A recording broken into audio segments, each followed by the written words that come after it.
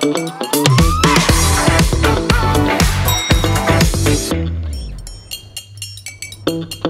இல்லாம colour print பண்ணுங்க, அதுவும் மிக குறைஞ்ச விலையில. Epson EcoTank printers. இது வெறும் ஃபேபுலஸ் இல்ல, இது டோட்டலி பிரிண்டபிளஸ். தமிழகத்தில் நடைபெற உள்ள சிறப்பு தீவிர வாக்காளர் பட்டியல் திருத்த பணியை நிறுத்தி வைக்க கோரி திமுக சார்பில் உச்சநீதிமன்றத்தில் மனு தாக்கல் செய்யப்பட்டுள்ளது. திமுக அமைப்பு செயலாளர் RS பாரதி தாக்கல் செய்த அந்த மனுவில் பீகாரில் இதுபோன்ற தீவிர வாக்காளர் திருத்த பணியில் பல்வேறு குற்றச்சாட்டுகள் எழுந்துள்ள நிலையில் அந்த வழக்கு தொடர்பாக உச்சநீதிமன்றம் இதுவரை இறுதி தீர்ப்பு வழங்காதது குறிப்பிடப்பட்டுள்ளது.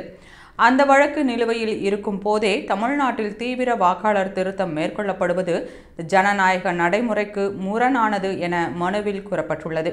மேலும் மாநிலத்தில் தேர்தல் நடைபெற இன்னும் சில மாதங்களே உள்ள நிலையில் வாக்காளர் பட்டியல் திருத்த பணி அறிவிப்பை ஏற்க முடியாது என்றும், வரைவு வாக்காளர் பட்டியல் வெளியிடப்படும் காலம் கிறிஸ்துமஸ் மற்றும் பொங்கல் போன்ற பெரிய பண்டிகைகள் வரும் நாட்களுடன் ஒத்துப்போவதால் வாக்காளர்கள் தங்கள் பெயரை சேர்க்கவோ திருத்திக் கொள்ளவோ முடியாமல் ஓட்டுரிமையை இழக்கும் அபாயம் உள்ளது என்றும் அந்த மனுவில் திமுக சார்பில் தெரிவிக்கப்பட்டுள்ளது. பீகார் தொடர்பான வழக்கில் உச்சநீதிமன்றம் தீர்ப்பு வழங்காமல் இருக்கும் நிலையில் தமிழ்நாட்டில் இதுபோன்ற நடவடிக்கை தொடங்குவது மக்களின் ஓட்டுரிமைக்கு எதிரானது என்பதால் மாநில தேர்தல் ஆணையமும் வாக்காளர் திருத்த பணியை உடனடியாக நிறுத்த வேண்டும் என மனுவில் கோரப்பட்டுள்ளது. இந்த மனுவை வரும் 6 அல்லது 7ஆம் தேதி உச்சநீதிமன்றம் விசாரிக்கும் என எதிர்பார்க்கப்படுகிறது.